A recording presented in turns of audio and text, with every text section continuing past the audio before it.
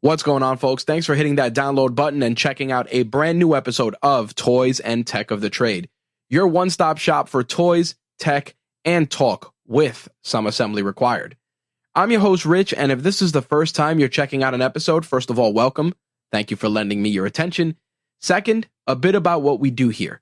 Toys and Tech of the Trade is an interview series where we sit down with content creators, entrepreneurs, and just great folks that are on our radar to discuss the gadgets, the gear, and the tech that they use to run their business, create content, and even be more productive. Now, when it comes to the toys aspect of the conversation, it's not relegated to the usual stuff you think of when you hear toys like action figures, Barbies, Funko Pops, Gundams, etc. We look at toys in a more general sense. So that knife collection, those are your toys. Those guitar picks that you've picked up from every concert you've attended, those are your toys. So we look at it in a more general sense. Number one, because it allows us to showcase that person's interests. But number two, even in those stories, there's commonalities about things that we all enjoy that allow the conversation to be a little bit more than just business. Of course, there's always business gems in there, but it's always cool to geek out about things that people are passionate about besides their business. Now, usually we do a little bit of housekeeping after this introduction, but I am actually going to change things up this week. We're trying to really streamline and get you folks the conversations you enjoy. This week's guest is coming to us from Noah Kagan's Underdogs group. And as always, with all of the guests that have come through the podcast from that group, they're always amazing, amazing people. A couple of takeaways from this conversation. Number one, of course, being of service, going out there, trying to make a difference always pays dividends. If you go out there, not necessarily with the motivation to make money, money will find you. The other thing is that sometimes you got to go outside of your comfort zone to make a difference. The guest that we have this week definitely did that. Plus, there's going to be plenty of little gems and things that you can pick up to apply to your business, your entrepreneurial endeavors, and much, much more. So with that said, I'm going to stop running my mouth and I'm going to turn it over to this week's guest so you can learn about the toys and tech of their trade. Enjoy. My guest this week is fellow Noah Kagan Underdog community member, Austin Bellino. Austin is the host of Culture to Grow, which is a podcast that showcases and allows people to understand the environment in other parts of the world from a global perspective, whether it's a holiday, whether it's traditions, or anything else. Each episode is going to highlight the cultures from around the world and let you see how the other side of the world lives.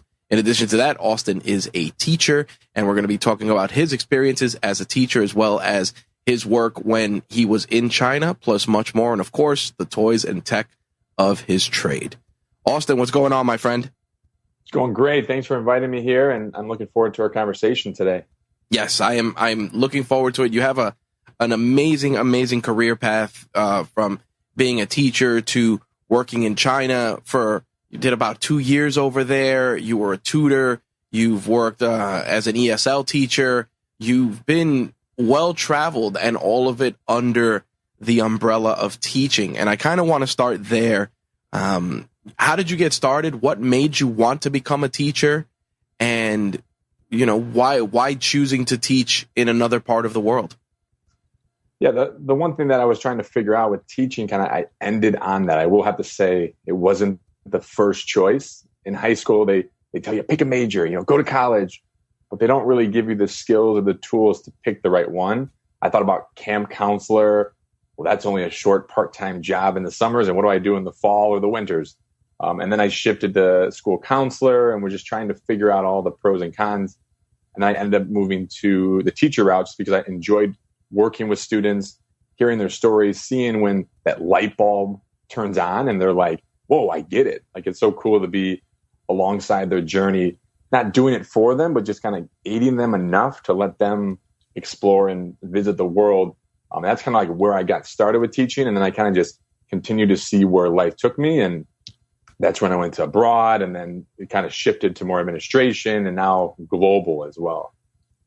Now, the thing about it is I want to unpack that a little further. As you said, they kind of tell you to pick a major and you go on this career path. What did you want to be when you grew up, when you were younger?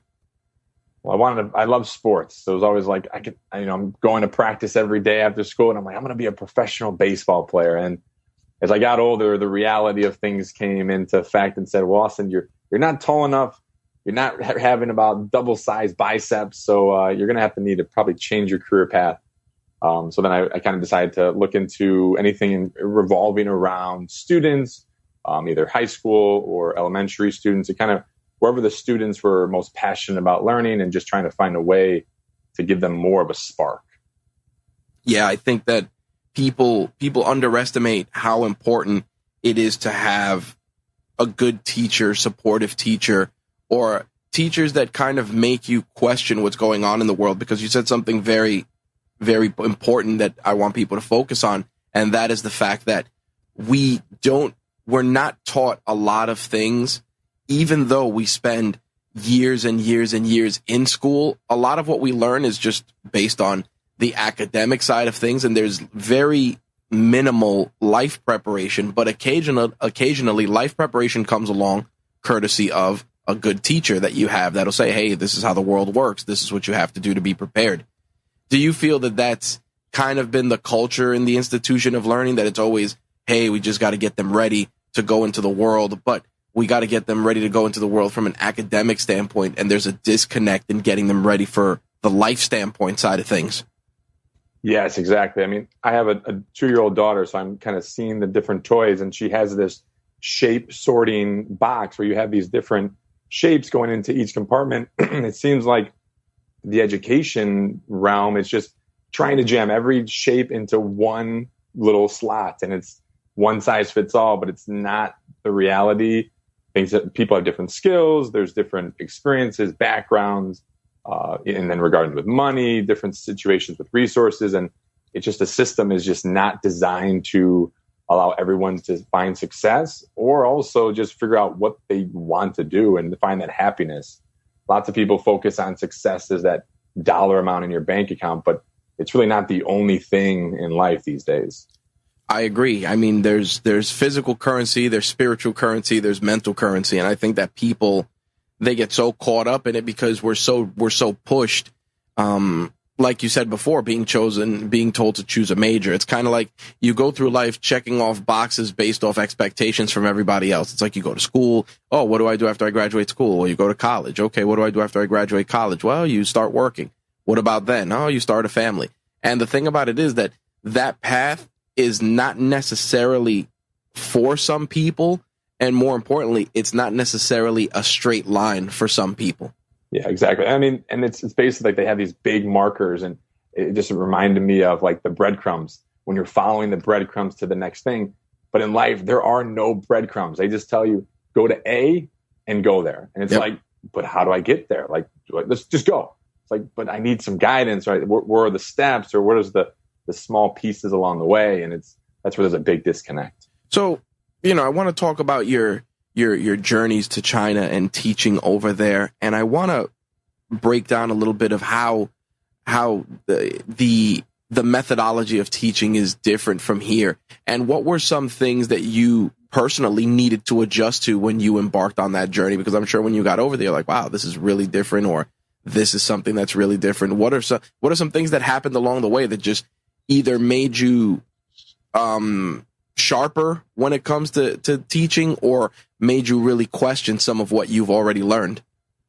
Yeah, so the one thing, even just a little bit before I get to that, to give a little bit of backstory, right when I graduated, I'm from Chicago, and CPS decided to close about 49 schools. So at that point, I was kind of questioning, like, education is being closed. Like they voted on it, like 6 people voted to make this happen. And it was I was kind of questioning why, or how does this kind of environment even fit for kids and children? We're closing schools. We should be opening more. Right. So that kind of led me to move to China. It was kind of like a very random decision. I remember having it with my mom and saying, yeah, I'm going to China next month. And she was like, what? You're just joking, right? And it was like, no, I already put in the paperwork. I'm going. And it's like, how, what did you come to that decision? I just want to kind of see the world through the education side of things and just see how other procedures and things are done there. I have found that there are pros and cons to everywhere you go. There's always the the amazing things when I was in China, they respect educators. The students are there, well behaved. The teacher is kind of almost more important than the parent at times.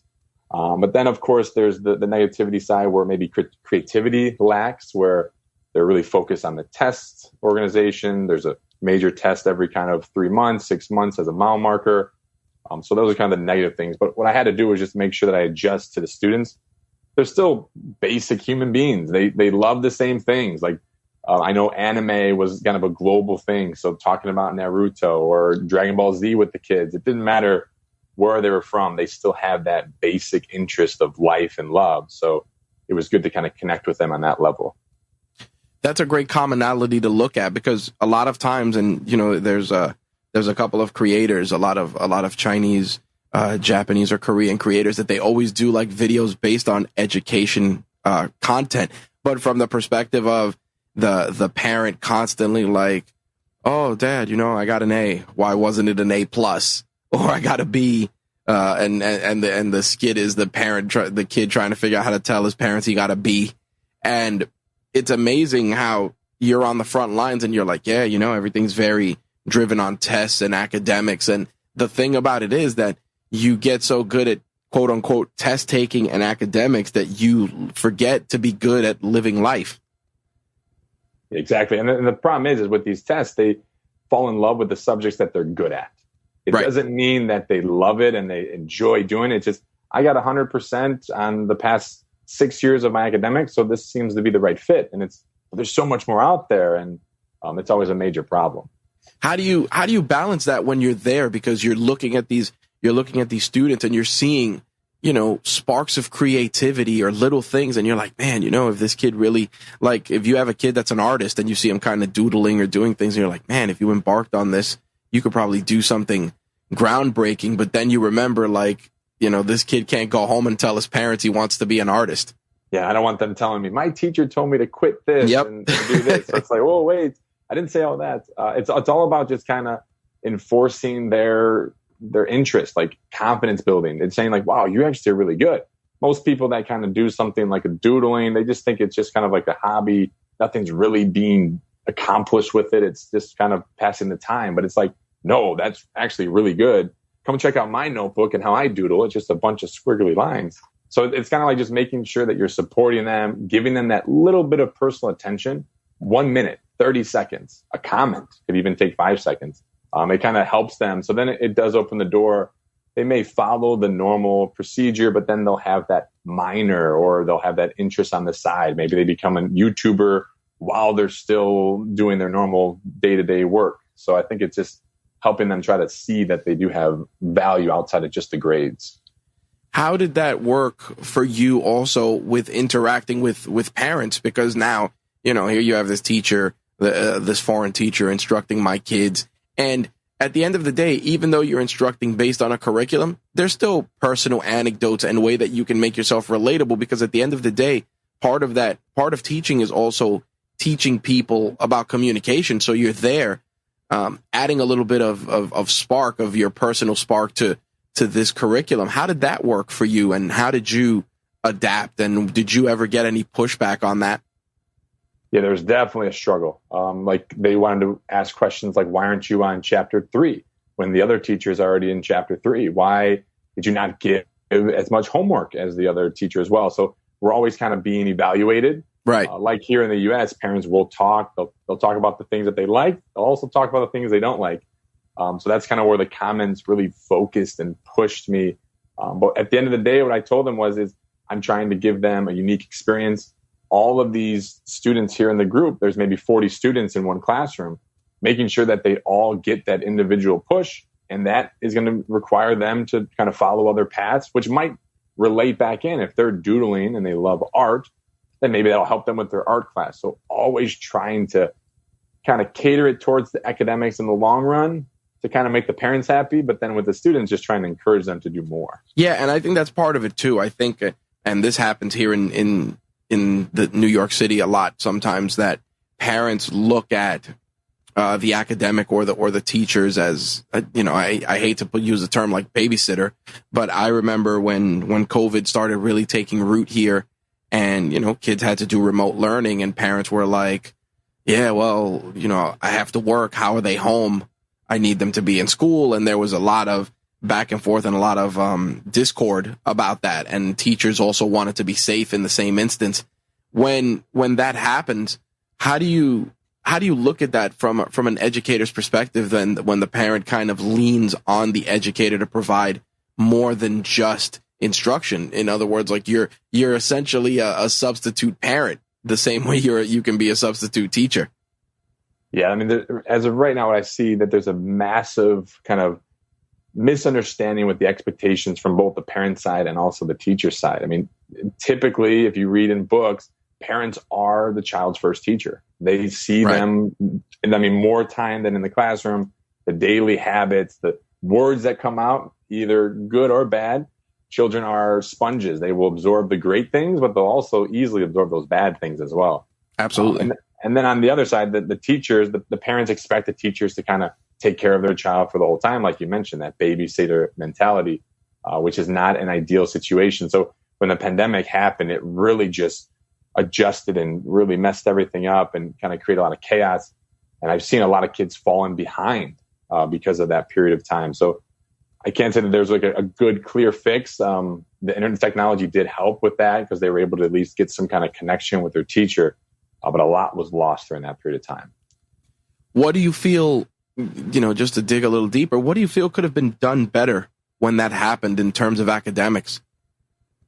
I think one thing would have been is just to be able to have a plan in place for something like this. I mean, you can't always foresee the future, right? But you can always plan for the worst. I know it does have that pessimistic mindset, but it's better to like try it on, see what failures could occur. So that, of course, it does sound like negative Nancy, they always will say as well. But it's all about preparation mode. So kind of being able to try on these different issues and just being able to act much quicker.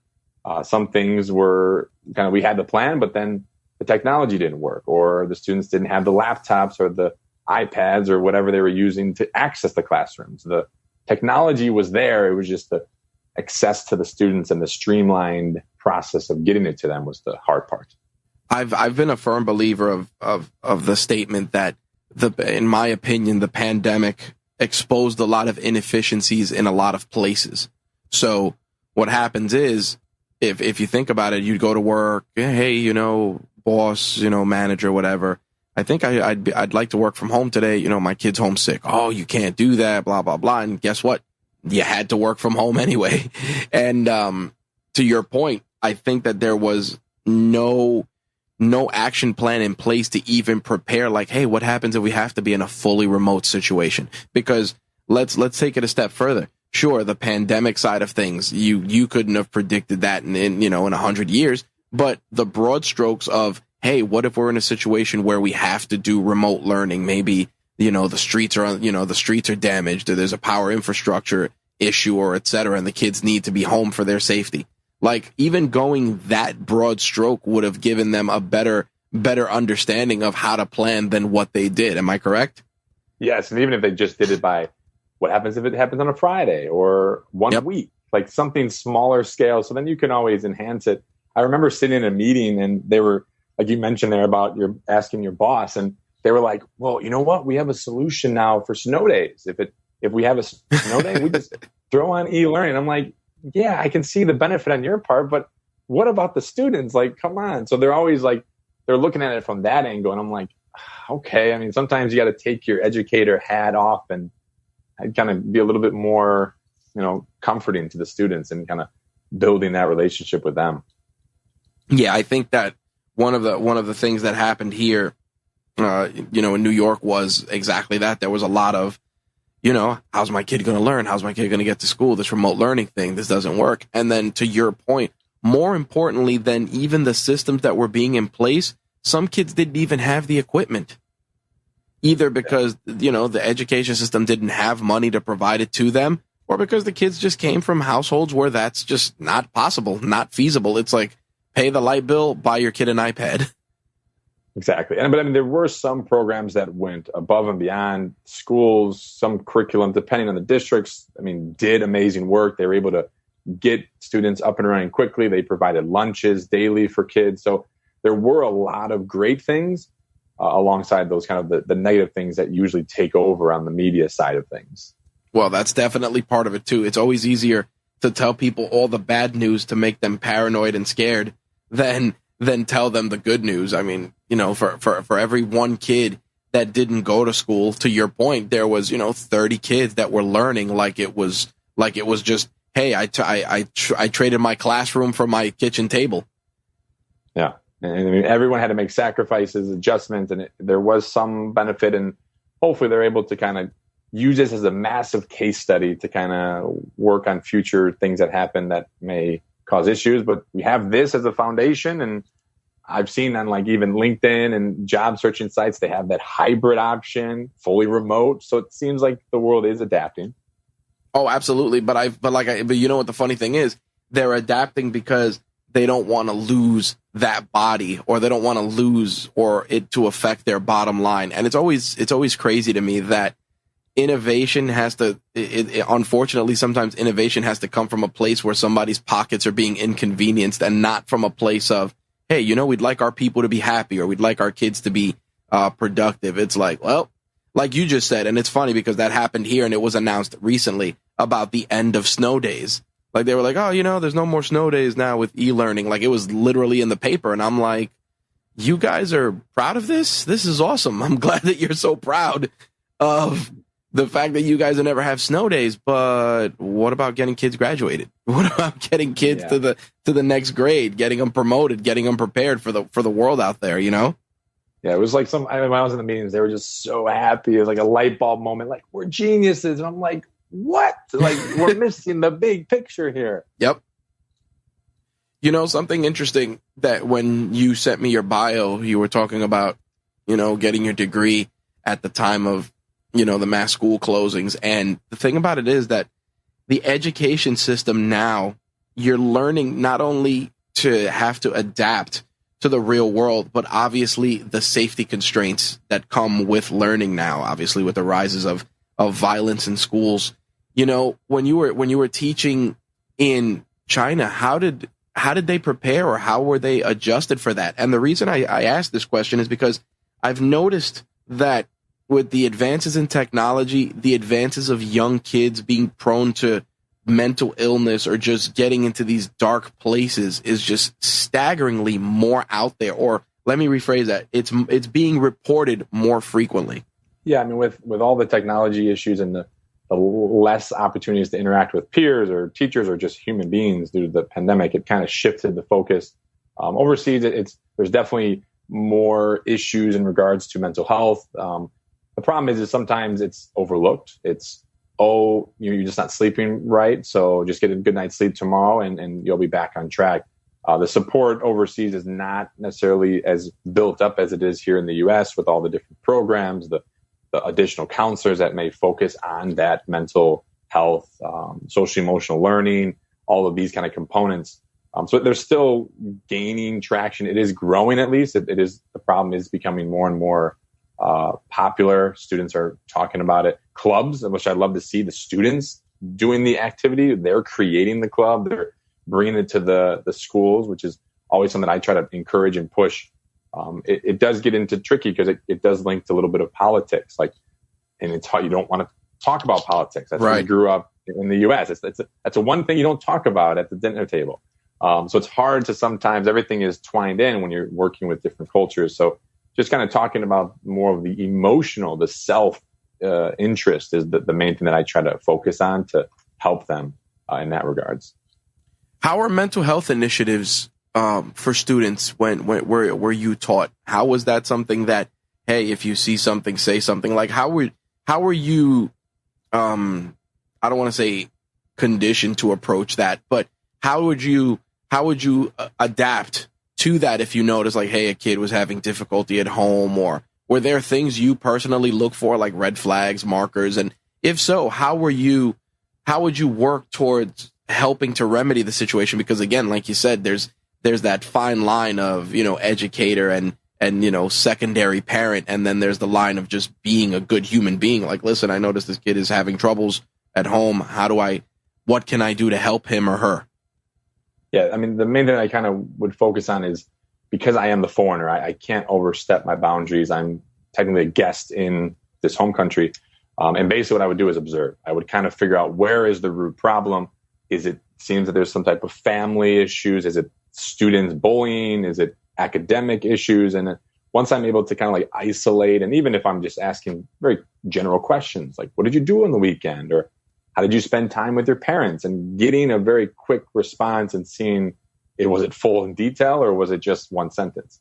And then that kind of helped me get a feel of what needed to be done. Sometimes you can loop in the teachers, the principals. What happens is, if you bring it to that next level, you're sounding the alarm. And then what's happening is you're throwing the spotlight on that kid that didn't want the spotlight. That's exactly what he didn't want. So it's trying to navigate what the student needs, and then also what is the best approach to help the student. As an educator, obviously, and you mentioned it briefly just now, you mentioned bullying, and obviously bullying is a universal, unfortunate, stigma that's everywhere, and obviously it comes in different flavors and colors, so to speak. How were you handling those instances over there, and what made you, what was things that you thought about differently with regards to how those instances happened there versus here? This is kind of where the spark actually came for my project, Culture to Grow. Everyone always can see the differences. They're basically there on the top, the surface. And society celebrates differences, which is super important. But sometimes we overlook like identifying what those similarities are between us. And because if you find out someone speaks the same language or interested in the same language, you can really break down that cultural barrier pretty quickly.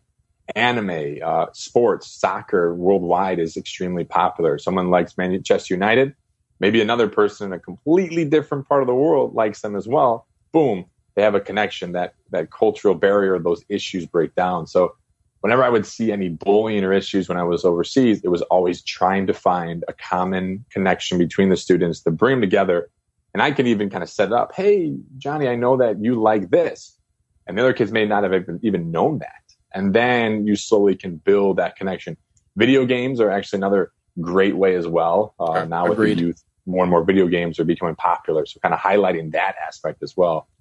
Teachers have to know what's going on in the children's lives. You can't just assume you know everything and not care about it. You need to know what the latest game is. What's the popular movie out? You got to kind of know the interest of your students. Super important.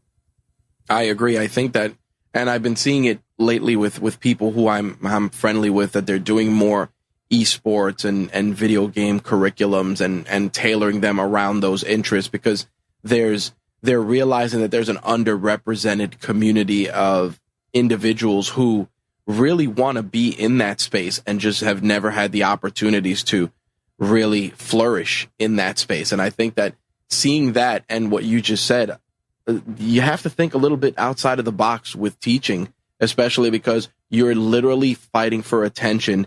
You're fighting it with the phone, you're fighting with streaming, you're fighting with video games, you're fighting with everything else. So you're constantly having to up your game. So with that said, how were you making yourself different when it came to your students? Was it like, oh, Mr. Bellino's the cool teacher, or Mr. Bellino knows about video games, or I could talk to him about sports? Like, what were things when you started teaching abroad that you said, these are great things that are going to help me stand out? Yeah, I mean, as a teacher, we're always taught never become their friends, because then you lose that, if they start doing their homework, then you're going to have a major issue. But then I was also raised that video games are bad. They create lazy people. They're against the education system. Right. If you're playing video games, you're not studying. Yep. Like, doesn't work that way anymore. I mean, now video games can be a great source of education, collaboration with teamwork. It has so many benefits. So it's just basically trying to figure out, identifying each student's interest, giving them the time, that personalized time. And because class sizes are relatively bigger there. I think the smallest class size I had was about 35 students per class. Wow. And it went all the way up to 60. Ooh. So as a teacher, I mean, some don't even know all of the names of their students. So it's like, simple thing, get the names down. If you need to create a seating chart to help you memorize them, knowing names is extremely important, and just a small thing that I recommend everyone to do. Just be aware of names and try to remember them. Write them down if you have to, and it might be silly, but it will help later on. So just kind of little things like that. It just, everything just kind of focuses on that individual person. It's not the group mentality. It's not self-interest of myself. Well, it's too hard. There's too many students. I could never do it. It's, well, the ideas that you have now can't do it, but there's something out there, some solution that might help. So go figure it out. You mentioned that you had met your wife when you were in China as well. And it's interesting because obviously cultural shift and a lot of, obviously the language barrier, you learned obviously how to speak Chinese when you were there. How did that come about? What was, how did you meet your wife when you were over there?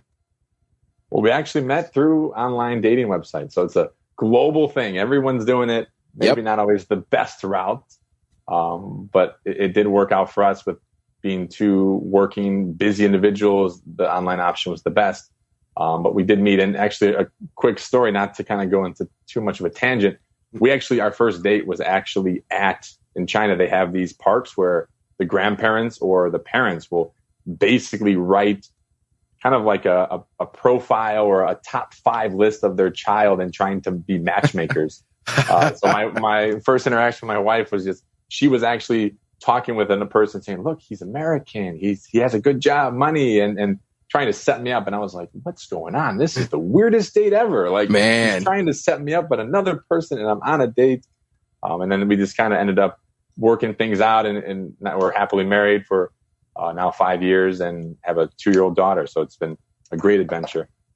No, I think I wanted to touch on that because obviously you're dating in another country, and the cultural differences, the approach to, and I say it in quotes, to the game of dating is completely different. Like you just said, you're over there and you're like, you're trying to set me up with somebody else. Like, what's happening? It's very different. And a lot of people may be like, that's interesting. And it leads me into the work that you're doing with your podcast, because your podcast is exactly that. You're showcasing differences, but in a way that you're making them a way to build a bridge between different people. Like you touched on first day of school traditions in your last episode, and that's universal. Everyone goes to school. Everyone does something with their kids the first day, whether it's making your kid take the picture with the sign, which I'm guilty of, or something else. So I want to talk about that because I want to get into what inspired you to start this podcast and explore this particular outlet, because this is incredibly unique. Yeah, I mean, most people, they are, if it's anything about the world or the globe, they're looking for travel destinations. And that's basically, the list is quite thin. They're looking for safety. So then maybe a bunch of countries are just completely removed from their list. Their bucket list are also as well, like beaches. So then any of those landlocked countries might be thrown out as well. So it's just kind of like the common way to research or learn about other places around the world. It's just through travel. Maybe a documentary, maybe a TV show is aired there, and they find out, oh, wow, the Lord of the Rings was there. But beyond that, they don't ever really try to learn about the culture, learn about the people. And then with media will basically push the political side of things, which then will make the people just be the same as the politics. But when I was in China, and I remember when I came back the first time from living in China, they're asking me questions like, the Communist Party, are they watching you? Like, is there cameras in your home? Like, I'm like, no, like, I didn't even really feel it. I felt like I was more free there. Like, I don't know. And they just had these assumptions, and it's like, what about the people? Like, are they really proud of their country? I'm like, well, yeah, just like any country, they do love their country and they're happy, but they're still normal people. So just trying to find a way to just, I don't know, there's myths, stereotypes, biases, and even just like misinformation. You got to unlearn things and just relearn some things at times. I think that's a big elephant in the room, that with people, that we're conditioned to kind of focus on that. I tell people all the time, and I say it and it's almost cliched. I go, listen, you go in a room full of kids, different races, different nationalities, different places. You put them in a room, you drop a bucket full of toys in that room. All the kids are going to play together. And the thing about it is, there's no, where are you from? Who are you? It's, hey, look at these blocks. Or, hey, look at these G.I. Joes. Or, hey, look at this. Because like you were saying before, like anime things, it's universal. It's kind of, and I hate to say this, it's like, listen, kids are a blank canvas, and parents are the ones that kind of paint that canvas, and sometimes for the better, sometimes for the worse. Exactly. And I mean, and that's where I love where the world or the U.S. is going. We are celebrating differences, but at sometimes it's 1 month is dedicated to this, and then we move on, and then we move on. And it's, why can't we get everyone together, share all of our differences together, celebrate, learn from each other, and get that commonality. Of course, celebrating is very important, but then also just trying to figure out where those lines connect. And it's like, whoa, I had no idea you're doing that, or you have that same issue. If you got two people working on it, they always say if you want to do it alone, it's faster. But if you want to do it with a group of people, you can usually go much further. So it's just that mindset needs to shift a little bit.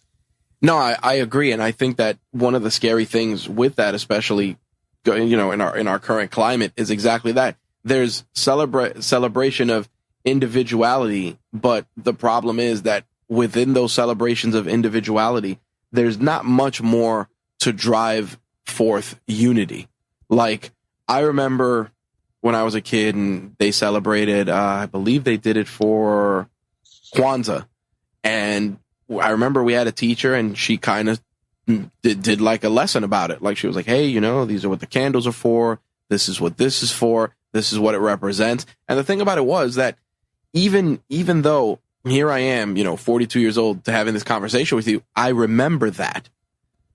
And you're learning about it. It's like, hey, people celebrate this holiday. This is what they do. And people will be like, how do you know that? And it's like, because it's just something something that you were informed about, you were taught. And I think that that's where we kind of lose sight of this stuff, because, hey, let's celebrate this holiday. But do you even know what this holiday is?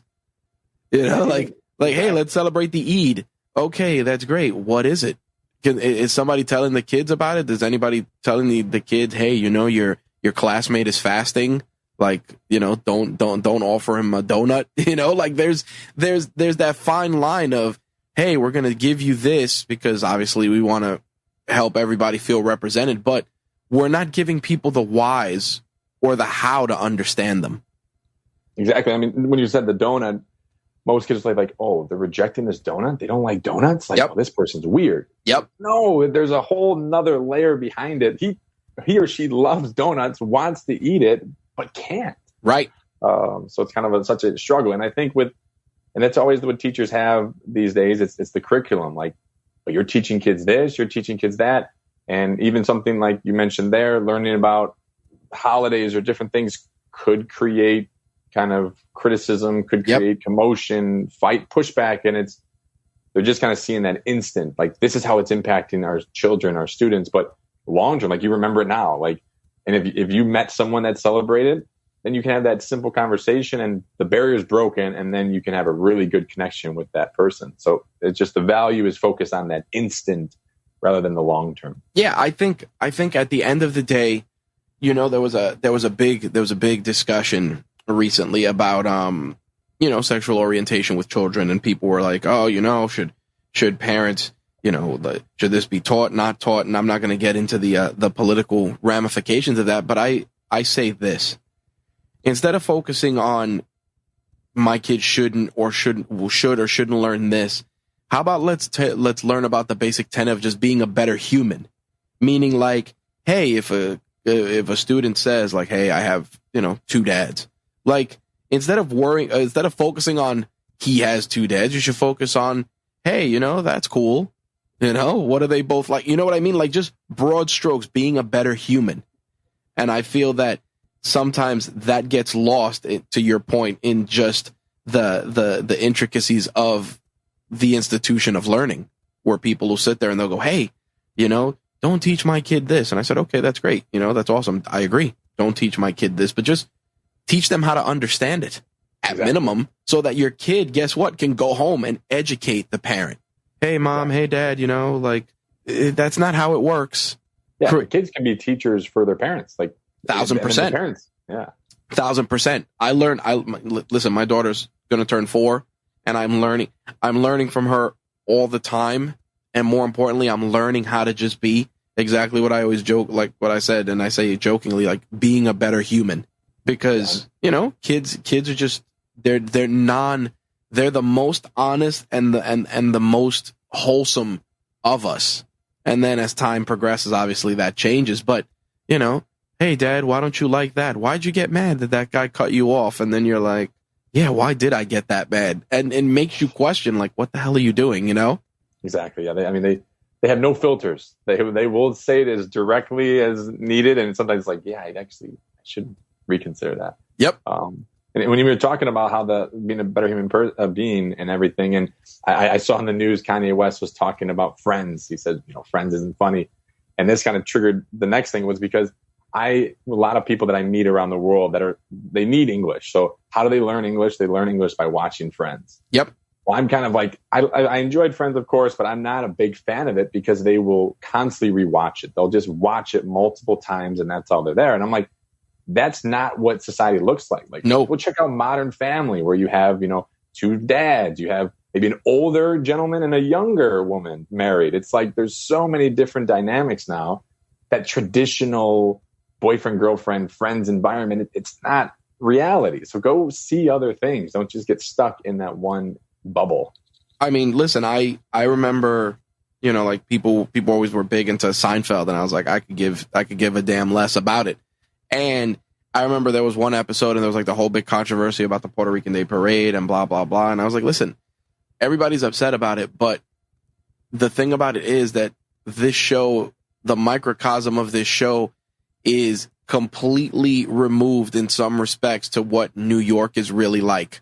Going back to what you were saying with Friends, it's the same thing. It's like, listen, like I remember somebody was like, you didn't really see any minorities on Friends. And I'm like, it took you 10 years to figure that out, like things like that. Like people are just, hey, how do you not see? That was a big thing with when they brought back Sex and the City, and they were just like, oh, we're gonna do this, we're gonna represent this. And I'm like, yeah, that's great and all, but what is it doing?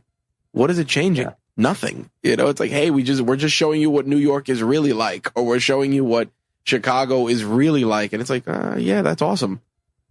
Like my wife, she watches, One Chicago. So, Chicago Fire, Chicago PD, etc. So you watch it and I'm like, man, there's a lot of stuff going on over there.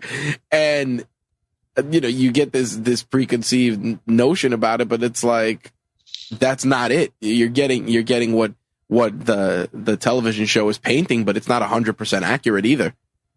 Exactly. And that's why with my podcast, I try to interview people that are there, either high school students, college students, freshly graduated individuals where they have that mindset. But at the same time, this is one person. This is not the whole country. This is their individual traditions, culture. They're giving a little bit of a bigger perspective. But you and I, being from different places, we have similarities, but of course there's some differences.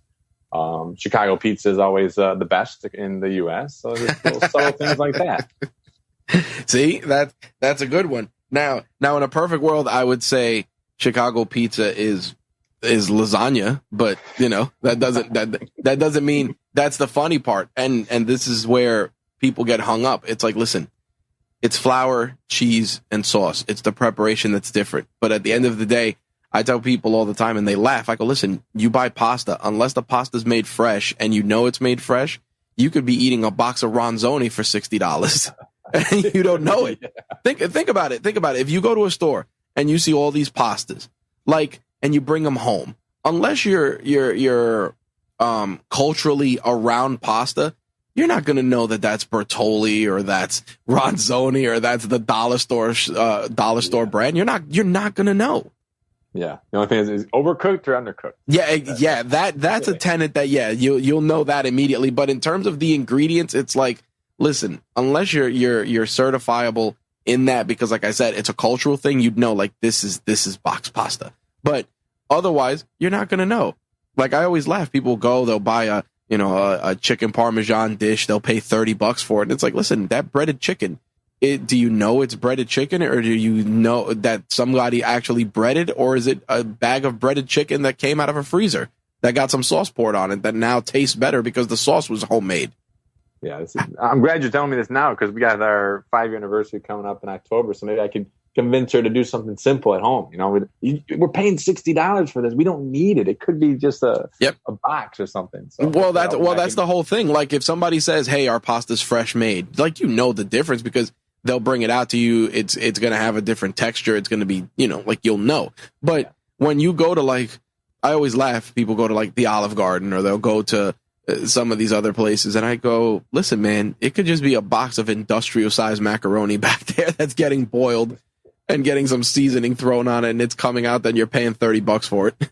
Yeah, a big, massive box and a big bowl. You're just kind of constantly adding it to it. But there you go. That's definitely what it is. So I want to switch gears a little bit and go into what we like to call the hot seat. It's a series of rapid fire questions based on some of our conversation. Some of it's obviously business related. Some of it is trade related. Some of it is toys related, just to add a little bit of a human element. So I want to kind of start with more so how you operate as an educator. And when you're getting ready to teach for the year, what's a typical day for you like? So in regards to just the teaching component and getting ready to making sure that you got the kind of the headline or the theme created for the year, and everyone wants to make sure that you have kind of like a purpose, a mission. Even at those younger ages, you need to make sure that there's a goal set and the students understand what that goal is early. So there's lots of quotes and captions and amazing bulletin boards you can do. So I think just kind of having that, and it's a constant reminder throughout the year that they can look at to kind of know that they need to refocus at times or just know where that mission is for that either term or year. It's very important. How do you structure your lessons? Do you spec them out in like Microsoft Word, or do you kind of just take notes throughout the year as you start preparing for the following year? What's your process like in terms of just building your own approach to the curriculum? Yeah, it's usually through Microsoft Word. And basically what I'll do is I have a lot already created, and then I'm always, before the year starts, kind of checking it, adding to it, remembering, making notes when I can. The comments are always amazing to kind of say, hey, this didn't work, fix it next year. So then it will kind of remind me. Things go on so quickly. I mean, the year goes quickly. Teachers get burned out. So it's a good time in the summer to just kind of look back at it and kind of a refresh reminder, hey, this didn't work, fix it. So then you're have an easier year the next time. It just constantly improving is the goal. Asking questions from other educators. What are you doing? What worked? What didn't work? Everyone wants to talk about the success stories, but it's those mistakes is the most valuable, I believe. How do you decompress after a day of teaching? The most thing is with my daughter. I mean, just playing with her. She's 2 years old, still in that exploration phase. Kind of everything is new to her, so just kind of watching her, and we kind of laugh about random things. Most recent was we put a balloon kind of in the back, tied it to our pants, and running around like we have a tail. And just seeing the laughter coming from that simple, silly thing, it's just like, okay, life is still amazing. So it just kind of has to remind me of these little small activities. Do you bring your own computer with you into the classroom? Yeah, so I have a MacBook Air, and all of the information is there. And then we're kind of connected with the Google platform, so the drive has all of the resources. If the internet ever goes down, it gets chaotic in the teacher's world. Oh man, really? So what do you do when that happens? How do you adapt? You try to do the best you can. You troubleshoot. You basically throw out your whole lesson plan, because nowadays most of it is connected technology. Go back to the roots. Most likely the book will have some type of activities.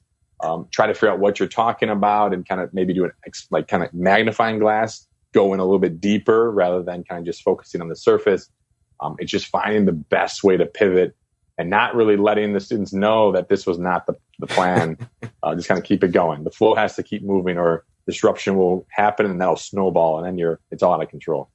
It's not the old, here comes the black cart with the TV. TV time. I remember that rolling down. You can hear it from a couple classrooms away when it's coming down. Absolutely. What's the first place you go to when you open your phone? The first place I would open is this. I'm not sure if I can talk about apps, but it's an app called Hello Talk, which is basically my instant connection to the world. The app basically brings language learners together, and everyone has learned different language. And then that's where I can learn about different cultures, There's a lot of languages in the world, so it's not necessarily the best to just dive into many of them at the same time, but it's great to just kind of meet different people around the world and learn about the cultures that they have. What were 3 mobile apps you couldn't live without when you were teaching abroad? 3 mobile apps. Well, the main thing when I was abroad, most of the apps are not accessible. I would probably have to say the communication side of things, like either a messenger system to make sure I can communicate back home with parents would definitely be one. I had like a sports app. Being from Chicago, we love sports, part of the culture. So being aware of the sports just because the time zones are just completely off. I couldn't watch them live or really know what was going on. And then I would also say probably anything related to news. There are a couple different news apps just so that I'm aware of what's going on back at home. And then, of course, where I am, just to be kind of aware if things are changing or things to kind of just keep notice, not really necessarily act on, but just be aware so that the safety piece is important. There you go. What's a favorite piece of tech besides your phone or computer? Favorite piece of tech would have to be, I got to go old school here. The coffee maker. Like that is such a essential part of my life. It gives me that boost. And you need to have energy every day when I go into work. You need to just be able to kind of put aside whatever issues or a lack of sleep the night before. It just get ready to go. And that coffee can always kind of overcome anything with a little bit of a boost. Are you a Keurig pods person or like old school percolator? Old school. Just with the coffee grounds, and then if I want to really step it up, I'll get the fresh beans and then kind of do that whole process myself. But nice. The simplicity is always the nice. I mean, the pod works, but sometimes you just miss the whole process. Is always sometimes gives me a sense of tranquility. Yeah, I don't drink hot coffee, but I like cold brew coffee. So I like to grind my own beans. Same thing. Put it in, let it steep. So. Definitely a big fan of just that old school, just picking the beans, knowing what you're going to get. It never gets old. Oh, yeah. What was the last thing you looked up on YouTube? Last thing I looked up on YouTube.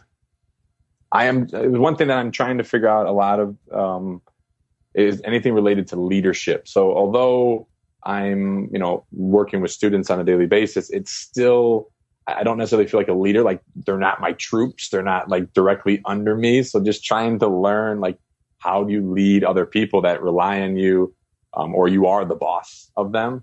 Students, it's kind of like yes, the teacher does have the hierarchy, but they're still almost equal with the parents behind them. So I'm just trying to learn the different strategies of how to lead. What was something you purchased recently that is less than $100 and it's made your life easier or just more enjoyable? I would have to say it's the 5-minute journal. I think it was around like $29 or maybe $20. And this was amazing because I hear all these people around me, they're journaling, they're taking the time to write this out. And I'm sitting there thinking, I can't sit at a table for an hour with my screaming daughter running around. So the 5-minute journal was great. It's like, it literally takes 5 minutes in the morning, 5 minutes at night. And it's very simple, and it kind of allows me to keep pace with my goals and kind of also highlight those success things that lots of people will overlook as they're just like, what's next? What's next? You don't get to kind of celebrate the small victories in life. Has journaling made you a better operator, so to speak? Yes, it has it helped me be more realistic. I've realized the goals, and then at the end of the day, I would say, did I accomplish the goal? No.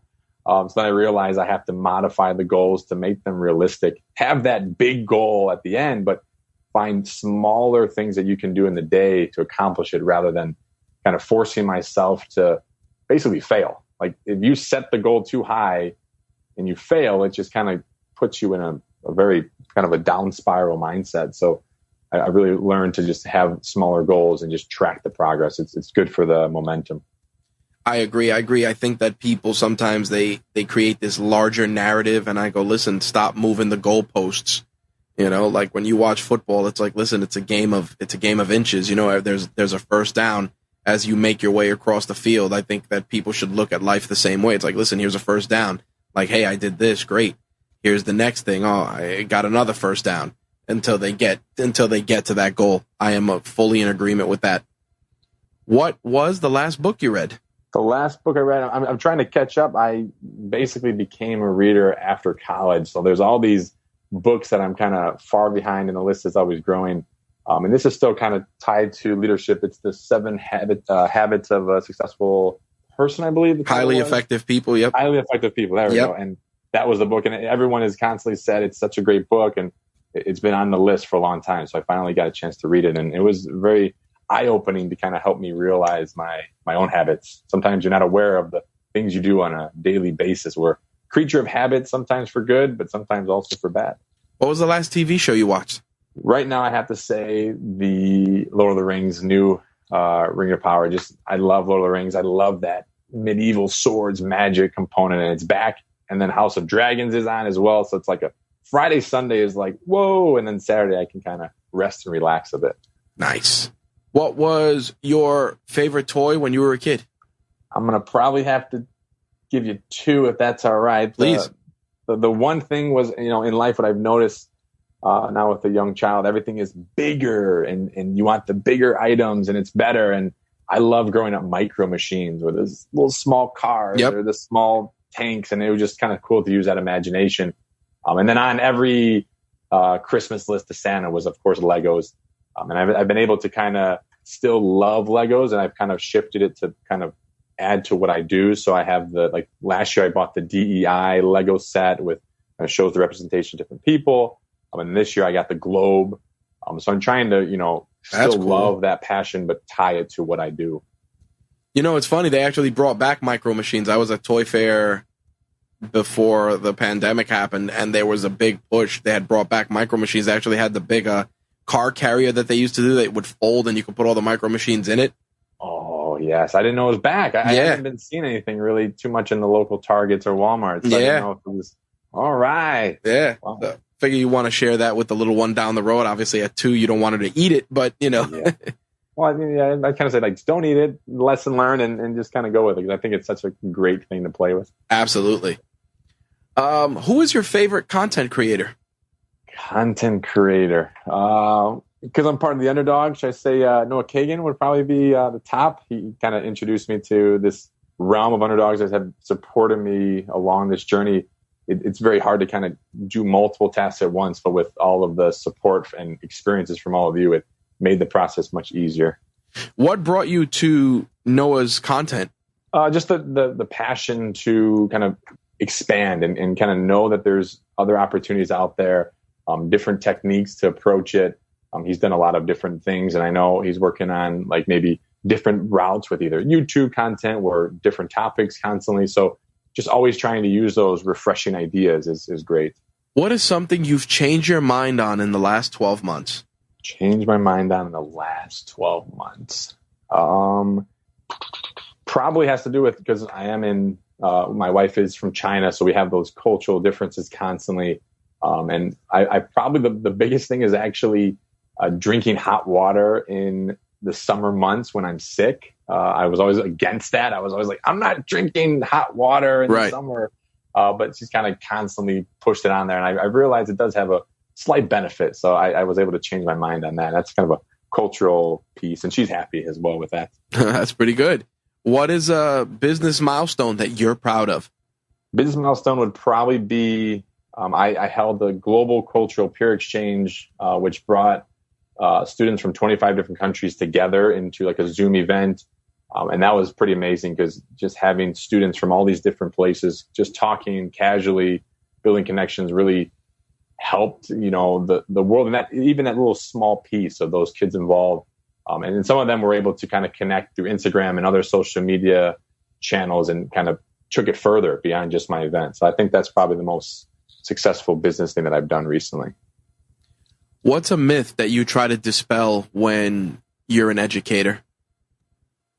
The main thing is that there's not one way to accomplish the goal. Lots of people are set in stone saying my way is the best. But in reality, there's lots of different shortcuts or different methods or styles that may actually be better due to either your learning experience, if you're auditory or visual learner, or however style it is. It's just always constantly seek ways to enhance your tool belt, you can say. What's something you splurge on when it comes to business and personal development? Splurge on would probably have to be actually one thing would be probably like books about different cultural pieces, cultures around the world, how to interact with culture, global citizenship, anything related to the world, and kind of blending them together, kind of like identifying the pros and cons, and kind of seeing it all in one book is always nice. It's hard to sometimes Google, and the web has just so many different links or options you can go to. So when the book brings everything together, it makes my life a little bit easier. Nice. What is a piece of career advice you would tell your younger self? The main advice that I would probably tell myself is just try and ask. You never know what the outcome is. Lots of times I kind of already imagine the rejection in my head, so then it kind of deters me from even asking. But I've learned that if you just ask, you might actually get something that you were very shocked to get. So purely just ask is very important. How do you handle failure? I take a few minutes to definitely kind of let it soak in. And then I realize that it's the game of probability. The more times you ask, the more times you do it, the odds of you succeeding is going to go up. So I kind of just focus on that math side of things. I don't like math at all, but probability is something that has stuck with me. What's a piece of personal or business advice you've received over the years that always resonates with you? Career advice that resonates with me. I mean, one piece would just be the consistency, 1 foot forward every day. Life will throw obstacles. They'll push you back. They'll maybe force you to want to quit and give up. And it's just keep getting through and pushing through. Because it's just the success doesn't come instantly. You may not see success until a year later, 5 years later. So you just gotta have to keep doing it and keep modifying and putting the content or whatever you're doing out there. What is something that brings a smile to your face? Smile on my face, probably anything. Probably with my daughter when she's exploring new things. She's kind of opening different things. We watched with football being back. We watched Thursday Night Football together, and just hearing her say football, like it was a great thing. It's like I'm kind of showing her my interest, and I didn't necessarily teach her that, but she's kind of probably watching me. I'm mirroring all this stuff. Mm-hmm. I think that's probably the best. That is an amazing feeling. Besides watching Thursday Night Football, what else do you watch with her? We kind of break it into her time and my time for TV, and it's kind of the repeat. Right now, she's in that age of Cocomelon. Yep. Which is I enjoy, but it is on repeat. So after this time, it's like, oh, can we change it to something else?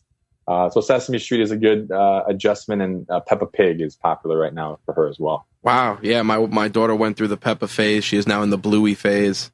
And I feel like it changes very quickly. Like it'll be like, nope, done. Next, it's like, what? You love this for 2 months? Like what? Yep. I know. I have a Peppa Mall and a bunch of Peppa toys. Oh, I know.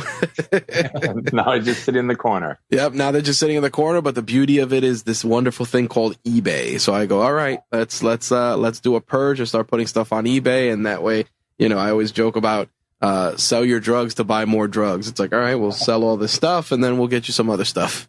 Hopefully you don't tell her, it's at another home, or I don't know if she would be allowing you to just sell off her toys. Well, you know what's happening too? Then she's getting into the stuff we watch. So like she's, we started watching He-Man. So they brought back like the toys. So I got her like He-Man and Skeletor, and she did a show and tell, and they're like, oh, what's your favorite toy? And she's like, this is Skeletor, and all these.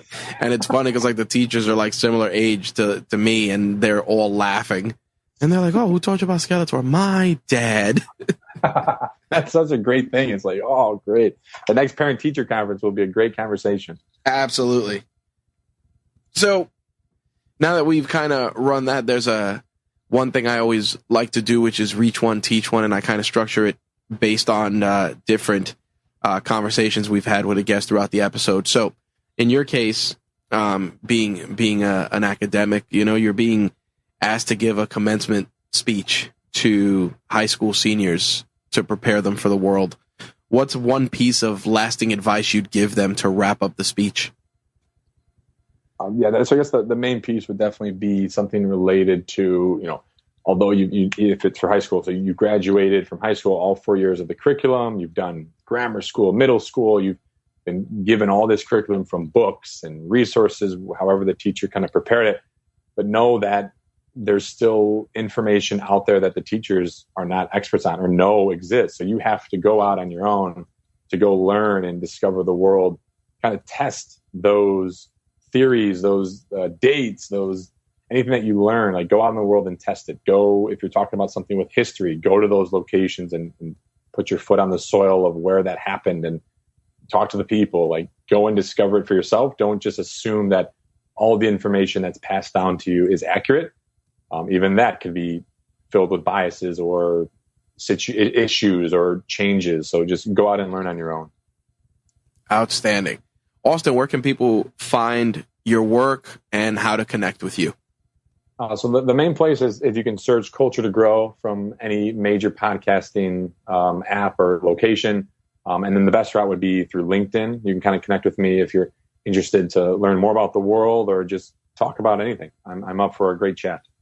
Awesome. Links to everything Austin and I discussed will be in the show notes for this episode. Austin, thank you so much for taking the time to share the toys and tech of your trade. Thank you. I appreciate the time.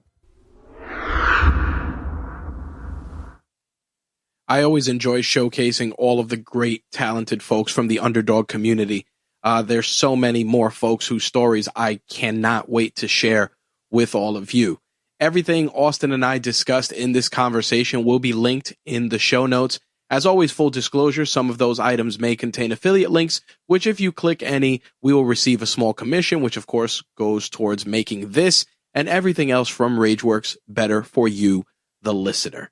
As always, calls to action. If you want to keep up with RageWorks, you can find us everywhere. You can also find the RageWorks Podcast Network if you want to strictly keep up with our podcast work on Twitter and Instagram. Just put in RageWorks Podcast Network and you will find us there. If you'd like to be a guest on a future episode of Toys and Tech of the Trade, shoot me an email, rich@rageworks.net, or visit our website, rageworkspodcastnetwork.com or rageworksnetwork.com, and feel free to fill out the contact form, enter your information there, and we will get back to you as soon as possible and set up a conversation. Last but not least, as always, thank you guys for all of your attention, all of your support. By the time this podcast comes out, if you are in the New York area, there will be a podcasting networking event that I will be speaking at on October 9th. So by the time you hear this, it would be the following weekend.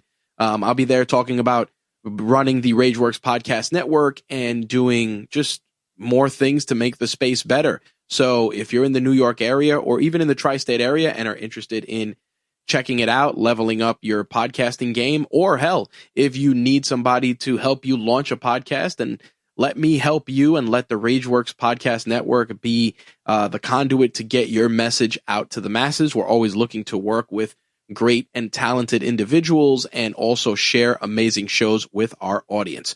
So whether you're looking for a network partner that can give you the exposure you need to get your message out there, or you're looking for somebody to take over all of the heavy lifting, editing, distributing, all of the fun stuff that people don't want to do with a podcast, let us help you. I'm going to put a link for the event in the show notes for this episode. I am also going to include a promo code so that if you are interested in attending, you can get a ticket for zilch. Free. Nada. But again, we're going to just put that in the show notes for this episode. So if you are someone who does read the show notes and are in New York City and would like to attend, definitely look for the promo code there. And I look forward to seeing you if you do attend. Would love to meet more people face to face, especially as the world slowly becomes a more face to face kind of place. With that said, thank you all for listening to this week's episode of Toys and Tech of the Trade. Make sure, as I said, to check the show notes for links to everything Austin and I discussed. And if you want to connect with Austin as well or be a guest on his podcast, we will include that too. Thank you guys for listening. We'll see you in 2 weeks. Peace.